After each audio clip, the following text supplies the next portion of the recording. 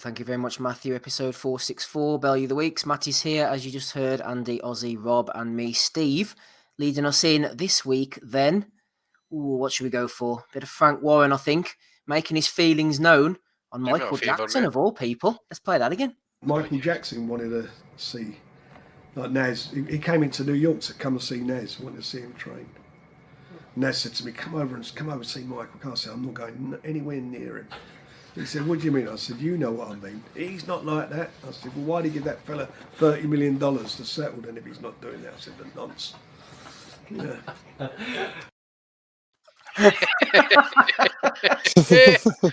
Try to fucking talk to me.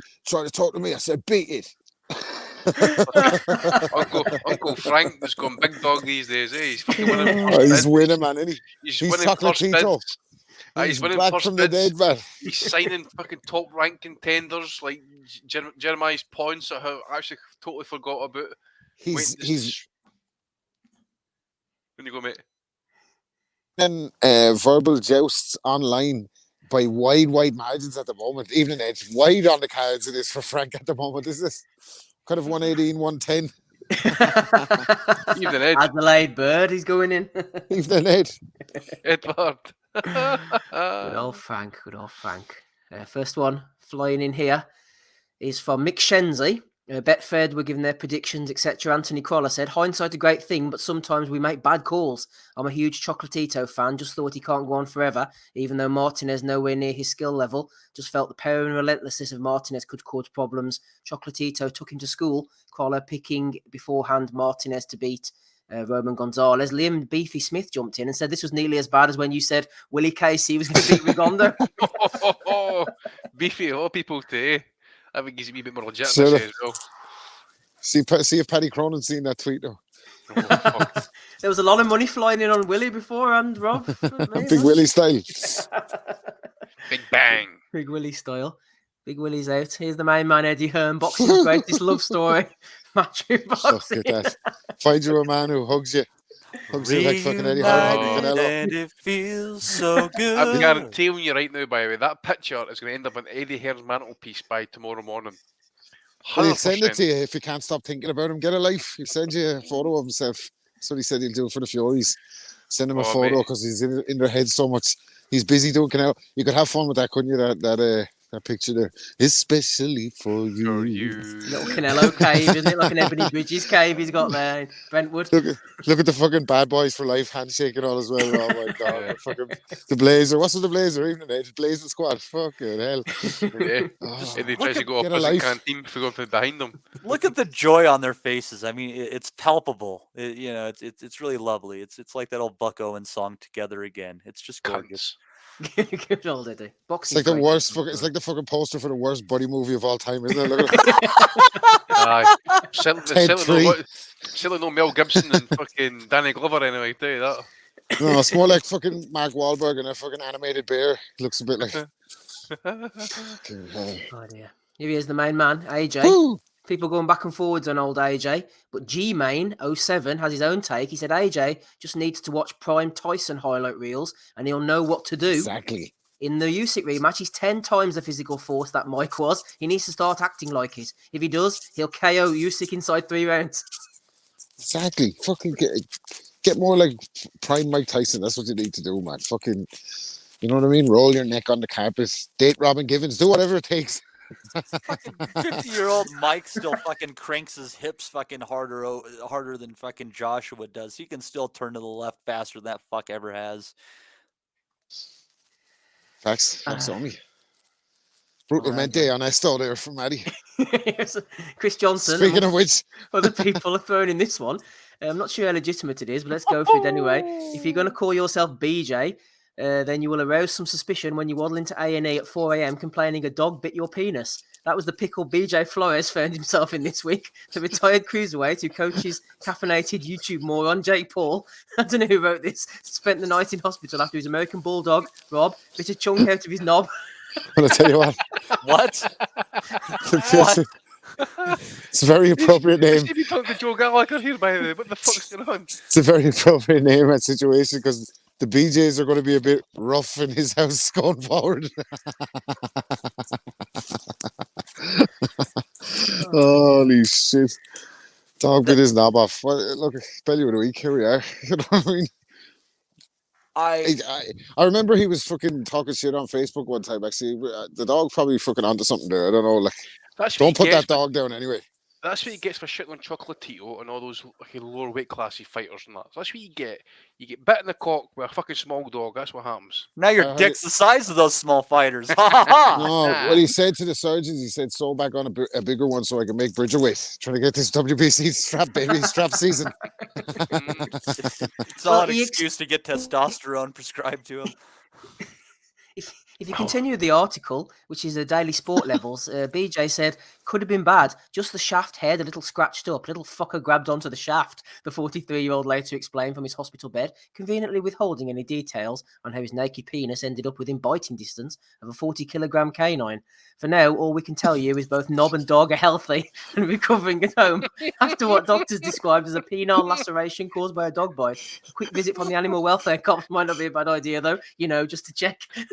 Where did the dog bite BJ Flores on his body?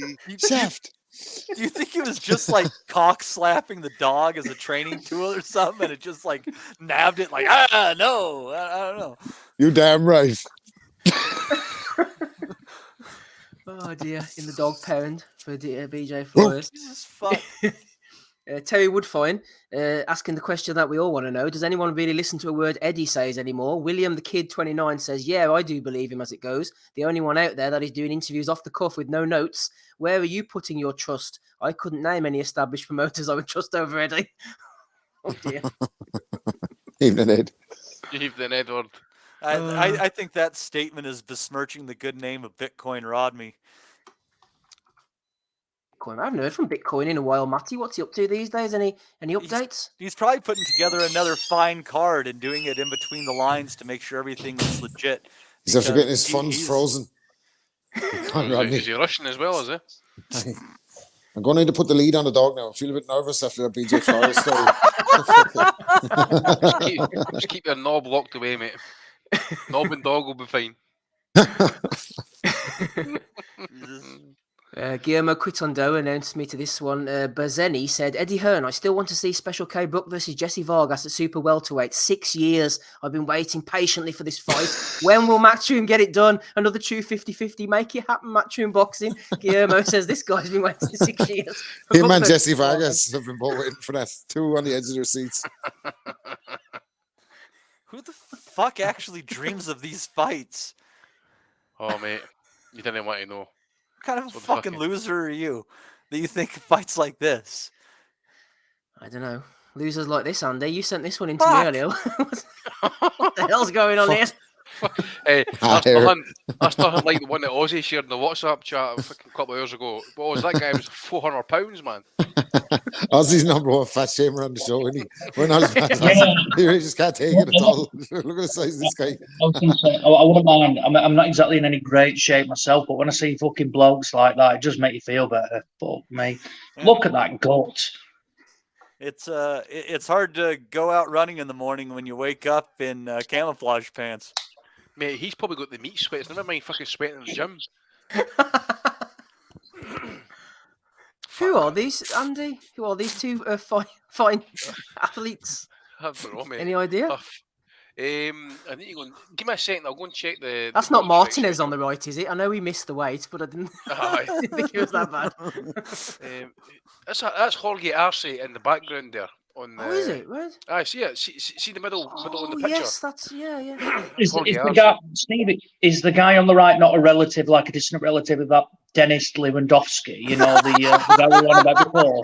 Nah, Ozzy. Remember the New Zealand guy, Conrad Lamb, 532 pounds. Yeah. What?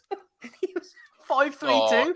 Hayden H-bomb. Remember that guy? Missed weight by 50 pounds. Remember? Yeah. Right. Hayden weight. Hayden H-bomb, right? That's right. Oh my god, there's some crackers flying in tonight. Here's another one. David Diamante, 2022 World Tour starts now. Brian King's not. What's the crack here, Ozzy? Because Ranger Rollins Juice is going in on Diamante. I must admit, whenever I first heard the news, I thought he was in a bad way. Yeah, I mean, I want to know what David Diamante is taking because I thought he was pretty much paralysed and had to learn how to use a knife and fork again. You learn how to walk, pretty much do everything again. And 2 months later, he's fucking walking into the ring announcing anybody and everybody. So, yeah, I mean, give me some of what he's taking. Starting in Unbreakable 3. I think it's all Jesus, Oz. You just need more Jesus in your life. And you know what's also miraculous here? His hair survived as well. It's probably what cushioned the blow. Okay. The hair got caught in the back wheel, probably. I don't know what on earth happened. I don't know, right? But if you see him and Errol Spence hanging around together, you want to just follow the two of them back to see if they got a secret lair somewhere. Fucking mutants or Avengers or something. I was like Oz there, man. I thought it was like spine damage and would he ever walk again, let alone work again? I was the same. Honestly, I was the same. The way the accident got reported is like you have to breathe through a straw and get fed through a tube. It shouldn't be that bad. He's on the Ingle diet. He just drinks his own sweat, man. He bounced back. Yeah, you know how the media just makes everything bigger than it actually is. He probably just like ran into his garage on a mini bike. Anyway, it's good to see him back. It is back.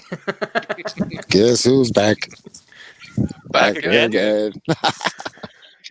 Brian King's on fire this week. He's pulled out a couple of wrong uns on Twitter. Tom Parry talking about Eddie Hearn. Fact, mate, he's hated by promoters worldwide because he's took boxing to a whole new level. Everyone loves to hate on him, but without what he's done, we would still be watching boxing in school gyms and leisure centres. Darryl agrees, but Eddie Hearn has took boxing to a whole new level. New spelled K-N-E-W.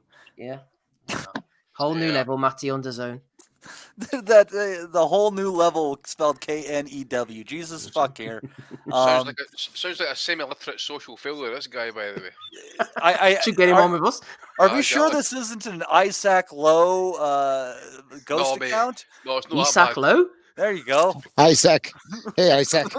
Well, funnily enough, Isak has been busy tonight underneath Ben Davidson's post. Trainer of the Year, Fighter of the Year, British Boxing Board Awards. Thank you, James English, with a clap. Isaac Lowe with some fire emojis. Well down, pal. He's playing up to the Brent fucking image with that fucking jacket on, isn't he? He's taking the piss, Ben Davison there, isn't he? Like, that's unrivaled work. Why has he got the headband on at that award ceremony? I don't know, man. Took it off to watch. It was getting in his eyes. He was watching some tape. I thought he would. It looks like he's going to do magic. Is he, Paul Daniels tribute act or something like that? Well, his career could disappear just like that. Another terrible decision from the British board to make him the trainer of the year. They made music overseas fighter of the year. Actually, I see. His glass was the most full of water at the end of it. They just gave it to him. Oh dear. Right, what else have we got here? Oscar De La Hoya back on the gear. Toby nominated him 3 to 4 years down the road. Garcia Canelo at 165. You just never know. I swear, someone asked Canelo this question, or he says, "Did you ask about Oscar's comments?" And he just looked as it says, "You serious, man?" Fucking no chance. Well, I think Canelo slayed him actually as well for his lack of work ethic. I think as well, do they know? So. Oh, has he? Yeah. Oh, yeah, that's right, because they're in the same camp, aren't they? Oh, they were. First Joe Goosen. First Emmanuel Tago, then Serious Depression, and then Canelo. It's the 3-step plan. Oh, is Garcia with Goosen now? I didn't even spot that. I've seen a video of Goosen with a menace Canelo, full denim, by the way. The Canadian Canelo threw him under the bus, didn't he? After he left, he said, like, you don't come to the gym and all, he only comes 40 minutes and then he goes home. And then he was blaming Reneso, saying Reneso only comes for 40 minutes. It was all fucking brutal mente on Esto. Oh, it's all going round. Crying Garcia. But we kind of called it. We were, because Canelo was hinting at it for months, wasn't he? Like they were all wishing Garcia well. He was like, I haven't seen him. Like, so I can't, you know what I mean? I'm in here training. I know where the fuck he is. Like, well, hopefully things work out for old Ryan. Things are working out well for Bellew. Team Grows nominated him. Bellew of the week. Povetkin has never iced anyone with one shot other than White, according to Tony, who was praising Andy Canelo during this week. Oh, he's amazing, isn't he? Last I heard, Tony was shitting on Canelo. Man, make up your mind, Tone. Oh, mate, Povetkin's never iced one shot. It's probably the greatest shot that you've seen in the last 10 years. What a fucking night that was. Unbelievable. Mate, I woke up the kids, almost headbutted my desk. It was fucking incredible. Mate. We were all watching that live as well, weren't we? Yes. Bean. We couldn't even phone each other. I was trying to phone Oz, but he was on the phone to Rob. I was trying to phone Steve, he was on the phone to Matt. What's going on? Great times. Good old Christ. tone. Good old tone.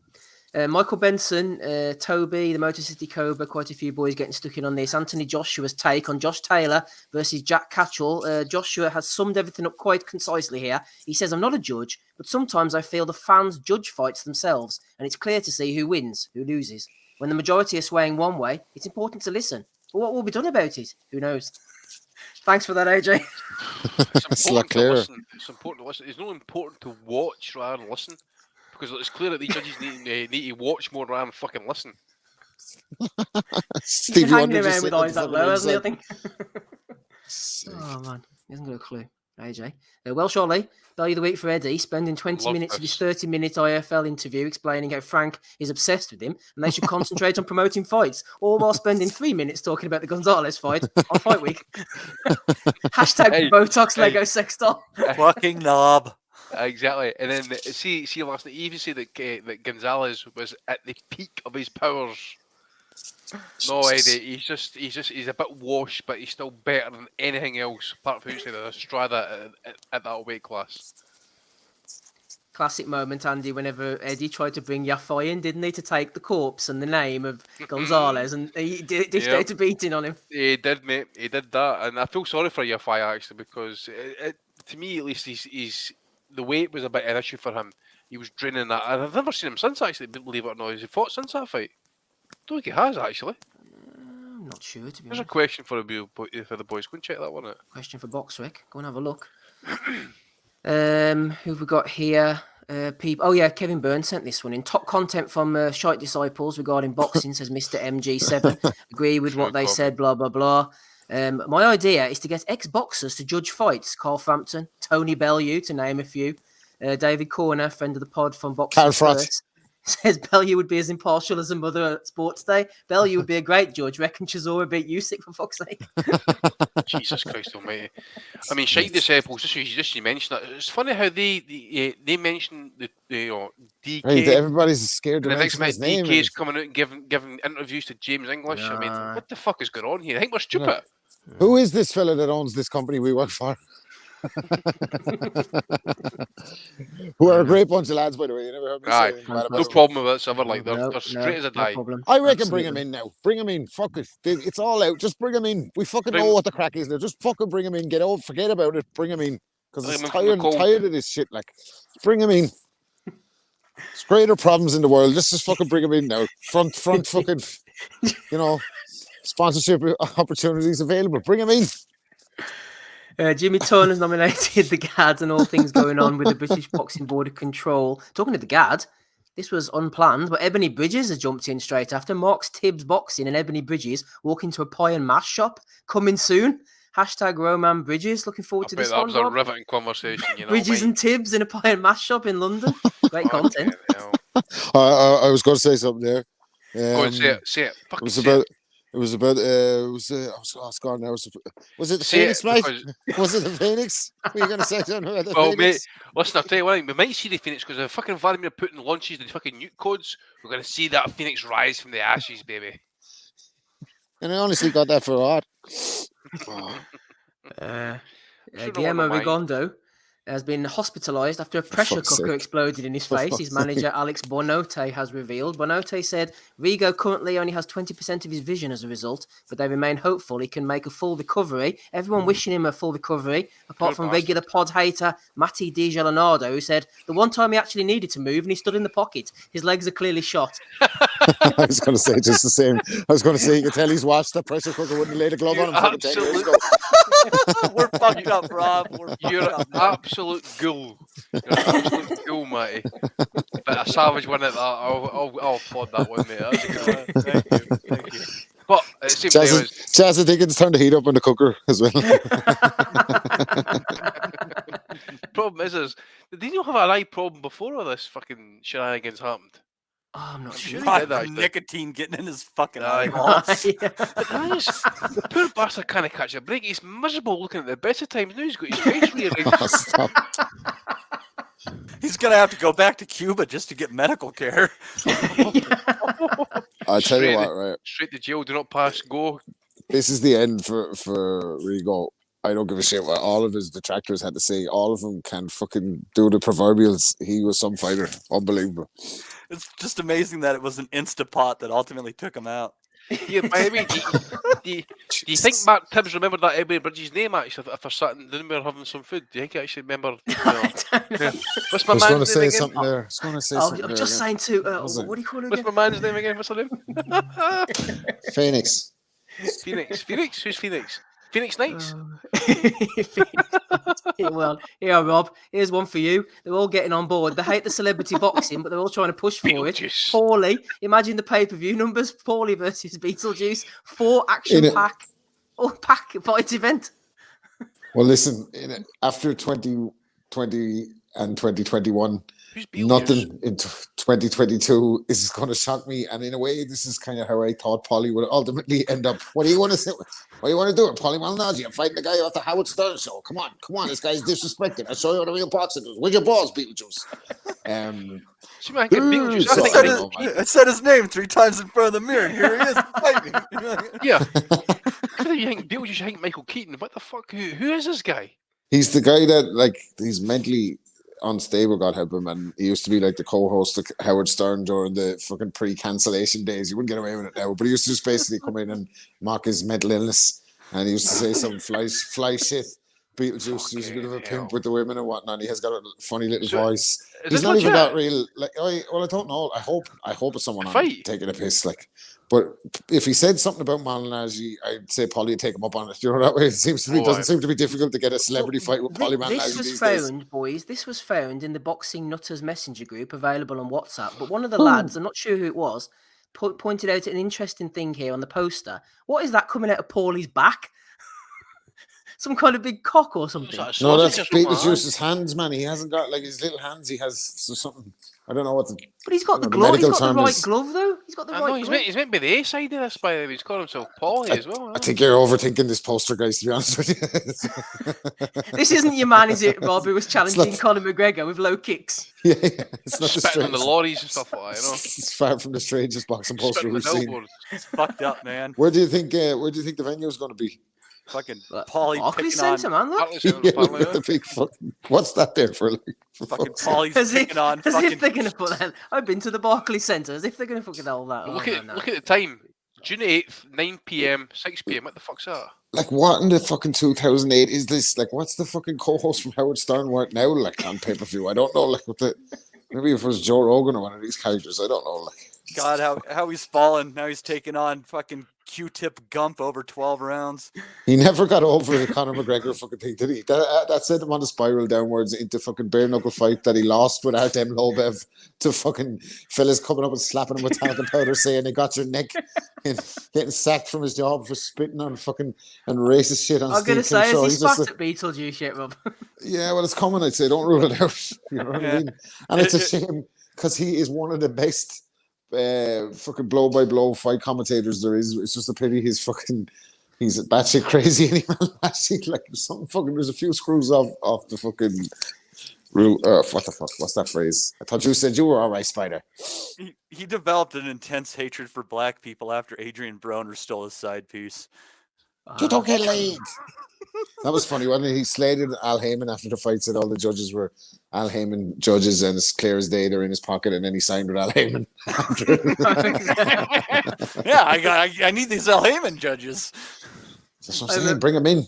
Actually, you mentioned the Barclays Centre there. I was at the Barclays Centre once for Frampton Santa Cruz. I think it was the first fight. Paulie Malignaggi was on the undercard fighting against Gabe Bracero. Afterwards, Paulie rocks up to the press conference, big pair of sunglasses on. A guy dressed as Colonel Gaddafi for some reason asks him a question, and Paulie's like, "You got stuck straight in there, my man. I like that." He's quite the character, is Paulie. He's quite the character, but yeah. I don't think he's going to be fighting Beetlejuice anytime soon. Anyway, let's move on to the next one. That was just John Chua, by the way, just letting you know. John Chua, 26 fights. Quite the fighter. Andy, you sent this one to me. I've only cut it, haven't had an in-depth look. What the hell is going on here? So basically, AB, our boy, he's gone off on one, so he's just saying, "Bitch, you better shut up before I tell you everybody that you're a 5. If you see the number 5 That's been ripped out like a fireplace. So, Sake. I thought he was doing plastic cast of all the hoes he slept with. I didn't know what the fuck was going on there.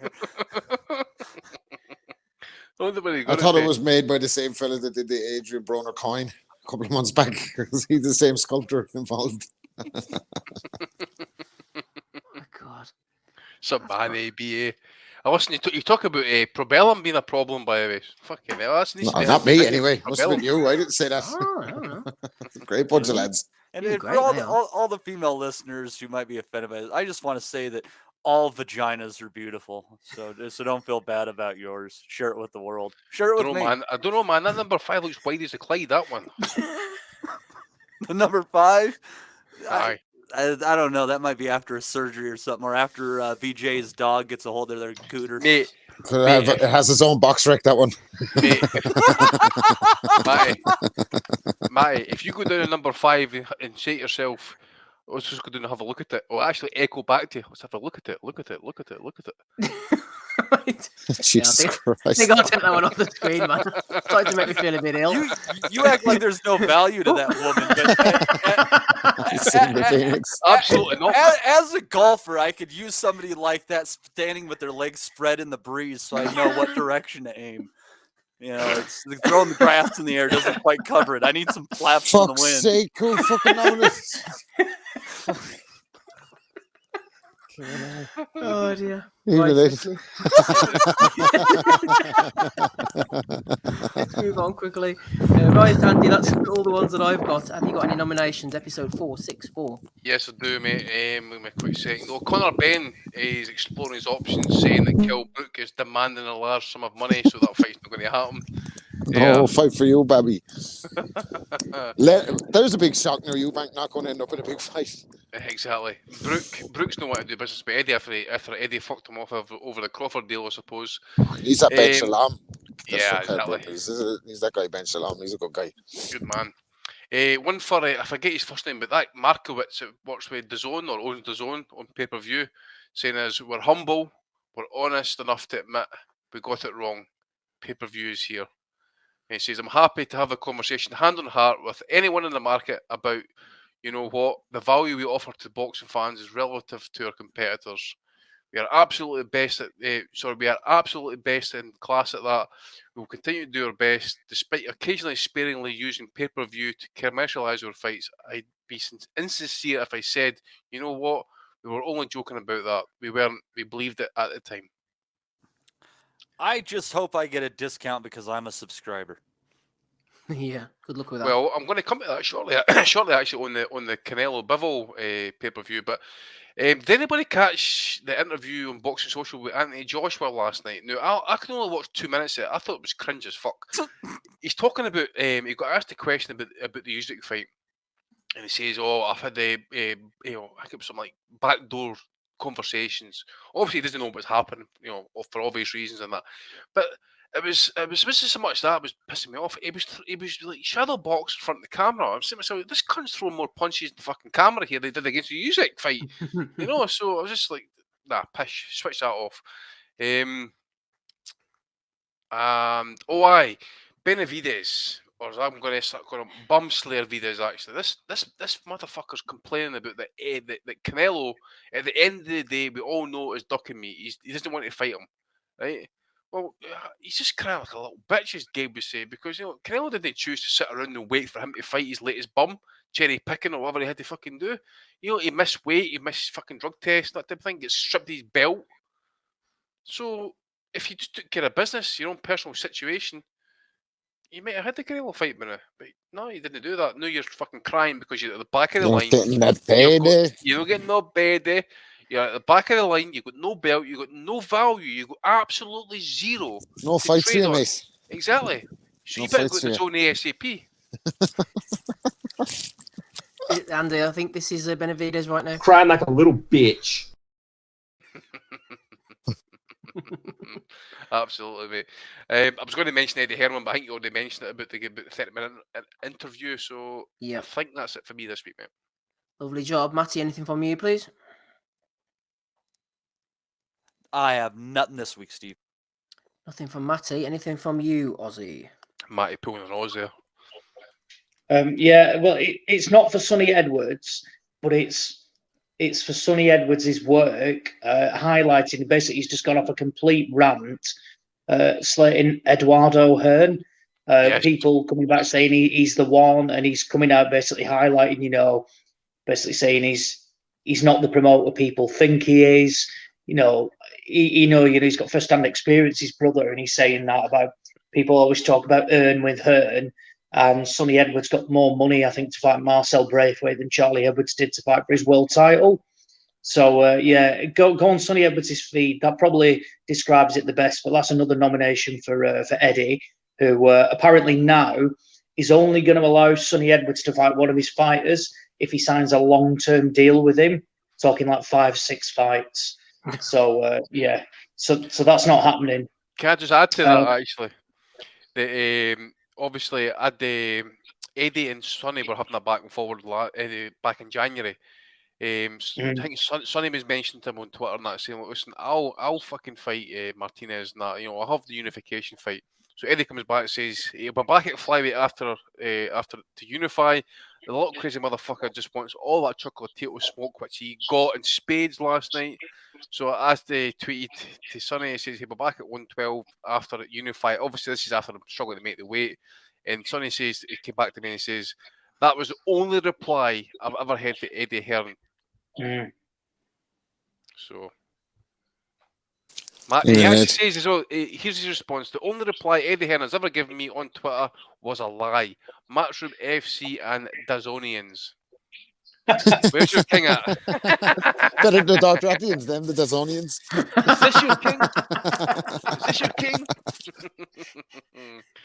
Then the other one was Isaac Lowe for the spelling error, who just he seems to get worse by the week. Well done, pal. Fuck me, like. He's just no like basics, has he? He's good value though, isn't he? Funny. Very pretty. Anyway, Rob, have you given us anything yet, Rob? Oh, I've got a few. Yeah. I've got Big John Fury. What's the Floyd Mayweather subs this week, mate? I'm bored of it, man. Floyd's after disappearing into the metaverse, man, and I can't find him back. Skeletons, man. It's like Space Jam in there, man. There's just coins flying around and fucking Lamborghini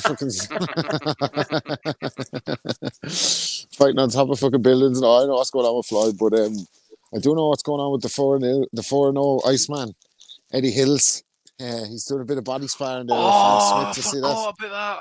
That was released this week for some reason, and he's taken out his frustration on not being able to make big fights on an app on Frank Smith, his little his matchroom buddy, and he said he wants to put it out to show. No, certain people said maybe don't put that out because he drops Frank Smith with a body shot. A guy who he has about 5 stone on and about fucking 7-inch reach on. And poor Frank Smith is not in fighting condition. Got no shots on him. He's getting in there doing it, but he's not in great fighting shape. And he takes a bit of a pound into the body. No Bruno from Eddie Hearn. So I don't know. Like Eddie says, he's 6'5", 17 stone or something. I'm about 15 stone now, 6'2". I reckon I pinged the head off Eddie Hearn based on that body spar footage. But anyway, even then, so that I thought that was a bit. He's coming across a bit bitter, man. I don't know. Things are going against him. He's not. He was very, very kind of snidey towards a nice guy, Frank Warren. All around nice guy, Frank Warren. He's very snidey towards him. There's no need for that. He's saying kind of nasty stuff about him, saying that he's obsessing about him and that he's going to send him and Tyson Fury and John Fury and all them pictures of him so he can hang them in their front room and be thinking about him. And he called Tyson Fury's sweet cheeks and all. He's kind of a bit bitter, isn't he? Even that. So you wouldn't catch Ben Shalom going on with that kind of capers. He's above all that. And Frank Warren is just telling the truth. Interesting link here between the kind of the back and forth with the Wembley. You're going to sell out Wembley 90,000 tickets. He does the kind of Geordie Shore liar nose, Pinocchio nose. That's come back and bit him, has he? But now he's crying. He says, no. There is a lot of these tickets sold, but might have mentioned a lot of them were StubHub. StubHub used to sponsor Anthony Joshua's shorts, pal. You're not fucking fooling anybody with that one, So now he wants to cry about StubHub as well, even He wants to cry about stuff, but get a life, me. Don't be fucking bringing up clips about fucking pay-per-view being dead. If you don't, don't buy it if you don't want it. We're doing pay-per-view now. So he's having a bit of a mare lately, and he's coming across really bitter and all this this kind of carry on. I thought Dillian White should get one for not turning up to the press conference. I'm sure he's covered that, but what's going on there? Like, that's couldn't make me care. What is going on there, Rob? Like, just stop that. I don't give a fuck. That pantomime of Dillian White at Tyson Fury has been playing out for about 3 years.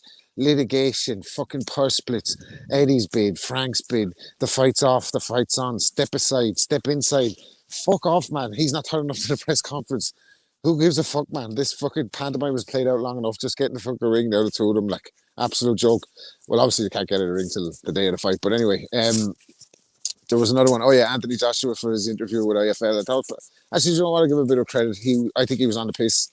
And he was just fucking being himself, which is mental, man. I don't know who I prefer. Do I prefer PR Robot, Anthony Joshua, or do I prefer this guy? I think I like this guy a bit better. So that was quite interesting. And I think I had another one. Oh, yeah, John Fury for confronting 8.5 stone Carl Frampton about saying that he favoured Jake Paul to beat him. I mean, the fight never happened, dude. Like, so, you know what I mean? A few people thought that, but whatever. I thought that was like playing for the cameras a bit. I didn't like it, but I didn't say anything bad about John Fury. You know what I mean? And the fucking, I'm not even going to mention what I was going to mention. As I said, bring him in. That's it. Well, someone put an interesting theory, which we can discuss maybe when we're not 2.5 hours in a future pod. Dillian White not turning up in case people turned up and put him to the test, if you get what I'm saying. So I thought that was quite an interesting little theory. He's lying low in case he gets test. You know, probably just walking the dogs that day or something. Take the test. For the fans. Ozzy, talking of in shape heavyweights, Boxing News are asking the question: if a heavyweight is morbidly obese, why is he also fit to box? This is right up your street, Todd. It's your mate Lewandowski there. He's looking in fine shape. Mate, look at him. You know, I mean, I think he's at a career high on the scales there. What was it?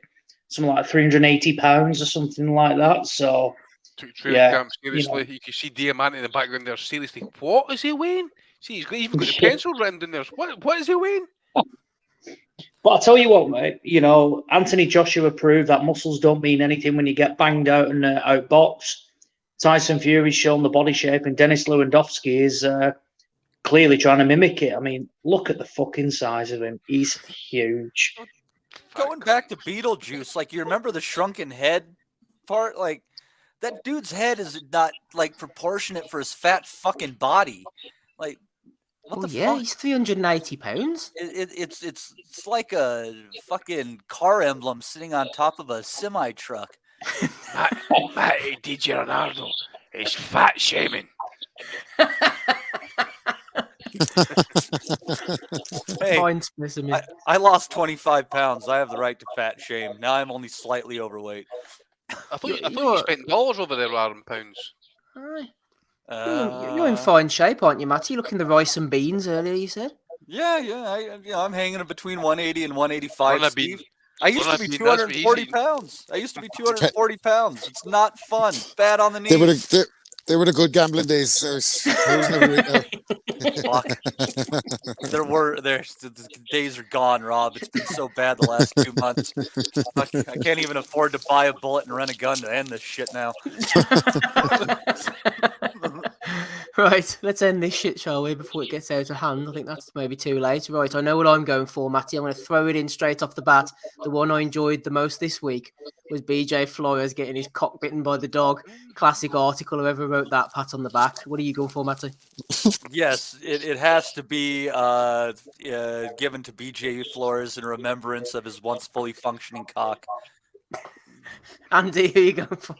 I'm going for AB because I really want to know what he tweeted to find that picture of they fucking shagged out pussies, by the way.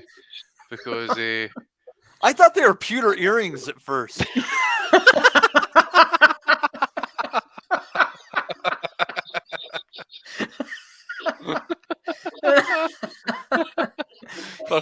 Fucked out looking for a handout. Exactly. For that reason alone, that's what I'm going for AB.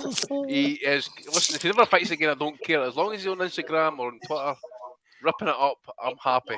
Just don't let me see him fight again. That's all I'm going to say. Right, 1 for AB, 2 for BJ Flores. Ozzy, who are you going for? BJ Flores.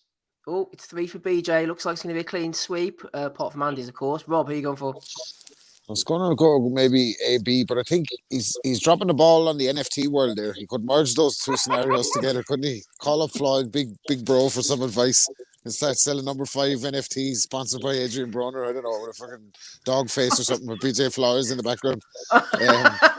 Are pussies non-fungible? Meta funnies. Meta funds. No, fucking who are we going for? BJ Flores, I'm going for. Yeah, it's hard. Like, if the dog bites your knob off, that's hard to top. Like, for Bellew content, like. Paulie versus Beetlejuice was up there for me as well, by the way. I don't know what's worse, BJ Flowers versus the dog or Paulie versus Beetlejuice. Like, that's anyone can get their knob bit off in each scenario. Who knows? Like, I think all of them are going to end up with a sore cock when this is finished. I think so. Anyway, the dog is fucking 1-0 now. Roy Jones is going to start training him. It's down in Pensacola, isn't it? Never be able to leave the grill with hot dogs cooking on it open again. Congratulations, BJ Flores. BJ is a thing of the past now. You're the Bellew of the Week winner for episode 464. Thank you very much, everybody. Back to you, Matty.